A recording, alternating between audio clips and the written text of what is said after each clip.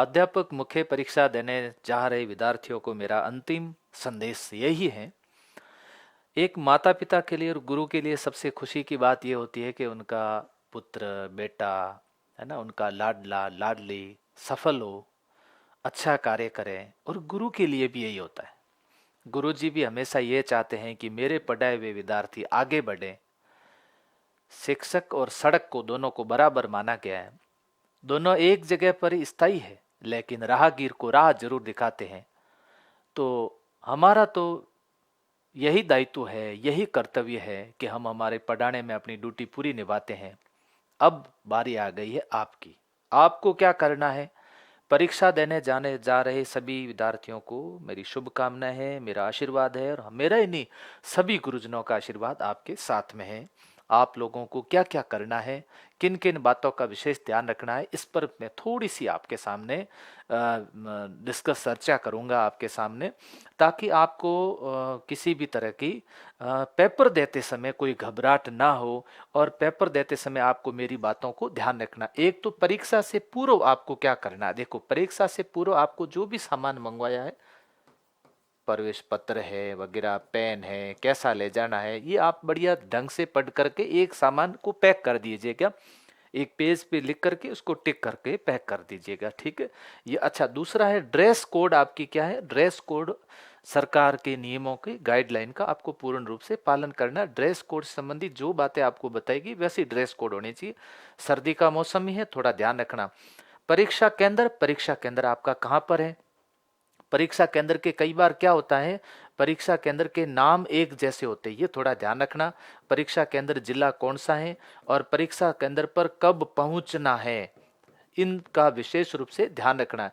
जैसे आपको कहा जाता है घंटा भर पहले आना है परीक्षा केंद्र पर, तो आपको आधा 1.5 घंटा पहले चले जाना, मतलब आधा घंटा और पहले चले जाना है।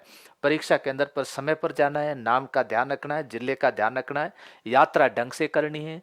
ट्रेन में बैठ करके यात्रा करनी है, बस वगैरह उसके ऊपर छत पे बैठ करके यात्रा नहीं करनी है। और सर्दी का मौसम है तो विशेष रूप से अपने स्वास्थ्य का ध्यान रखना है, अपने खान पान का भी ध्यान रखें। इन बातों का परीक्षा से पूर्व आपको ध्यान देने की आवश्यकता है। अब बात आती है परीक्षा के समय। परीक्षा के समय अब आपने को परीक्षा के समय किन बातों का ध्यान रखना है, ध्यान रखिएगा। परीक्षा के समय एक तो आपको धैर्य बना करके रखना है। पेपर आपके पास में आया, पेपर कठिन भी हो सकता है, पेपर सरल भी हो सकता है, पेपर मीडियम लेवल का भी हो सकता है। वहां पर आपको धैर्य रखना है, घबराना नहीं है बिल्कुल। दूसरा, वहां पर आपको सेल्फ कॉन्फिडेंट, बिल्कुल मतलब आत्मविश्वासी बन करके एग्जाम देना है। सेल्फ कॉन्फिडेंट मतलब धैर्य जो बना करके रखेंगे। देखो क्या होता है, क्रिकेट खेलने वाला जो खिलाड़ी होता है, जब वो मैदान के अंदर आता है, यदि वो धैर्य खो देगा, उसके खुद के ऊपर भी आत्मविश्वास नहीं है, तो सफल कैसे होगा। इस समय चिंता नहीं करनी है, पदों के बारे में चिंता नहीं करनी है, मेरा होगा कि नहीं होगा इसके बारे में चिंता नहीं करनी है।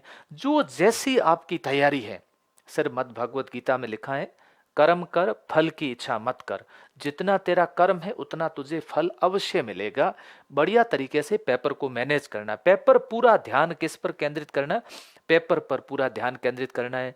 प्रश्न को सावधानी पूर्वक पढ़ना है, सत्य असत्य को सावधानी पूर्वक पढ़ना है, नहीं है इसको भी सावधानी पूर्वक पढ़ना है, मिलान करने वाले प्रश्नों को भी सावधानी पूर्वक पढ़ना है। और सावधानी पूर्वक पढ़ने के बाद सावधानी पूर्वक आपको क्या करनी है? ओमार भरनी है। जैसा आपको लगता है पहले राउंड में मेरे इतने सही हो गए, दूसरे राउंड में इतने सही हो गए, वैसे वैसे आप राउंड के अंदर आप क्या करते रहो? ओमार शीट भरते रहिएगा। और अंतिम समय तक, लास्ट समय तक आपको अपना ध्यान किस पर रखना है? पेपर पर ही आपको ध्यान केंद्रित करना है। अनावश्यक चीजें नहीं सोचनी है। कई बार हम जल्दबाजी कर देते हैं कि मेरा तो हो जाएगा, मेरा पेपर बहुत शानदार है, मेरी नौकरी तो लगने वाली है, फलानी स्कूल में तो ले लूंगा, उसमें जगह मेरी पोस्टिंग होगी। ऐसी चीजें इस समय दिमाग में नहीं लानी है। होगा नहीं होगा ये तो बाद की बातें हैं। अब आपको धैर्य बना के रखना है, आत्मविश्वास के साथ पेपर देना है। पूरा है ना विश्लेषण करना, हर चीज का माइक्रो विश्लेषण करना है ना। आपको विश्लेषण करने के बाद में आपको अच्छे तरीके से पेपर देना है।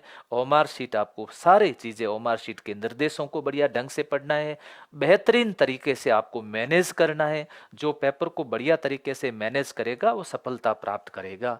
तो आप लोग अवश्य सफलता प्राप्त करोगे। जितना पढ़ा है उतना आप लोगों ने अच्छा पढ़ा है, खूब पढ़ा है। पुनः आपको बहुत सारी शुभकामनाएं। मैं आप सभी के लिए प्रार्थना ईश्वर से यही करता हूं कि आपका पेपर अच्छा हो, अच्छे तरीके से आप लोग पेपर को मैनेज करेंगे और आप लोग सफल होंगे, और किसी तरह की आपके मन के अंदर कोई असफलता का कोई एक मतलब है ना एक विचार का कण भी नहीं होगा आपके अंदर, क्योंकि आपने बढ़िया मेहनत की है और एक पद आपके लिए है। आपको हजारों बड़ी भर्ती ये अभी यहाँ पर नहीं देखना है। और आपको बहुत बहुत बधाई इसके लिए कि आप लोगों ने बढ़िया मेहनत की, और बधाई इसके लिए कि आप लोग एग्ज़ाम अच्छे प्रिपेयर होकर के एग्ज़ाम देने जा रहे हैं। और आपको मैं अग्रिम बधाई भी देता हूँ कि आप लोग सफल होंगे और आप विजयी होंगे। विजयी भय भव, all the best. Thank you.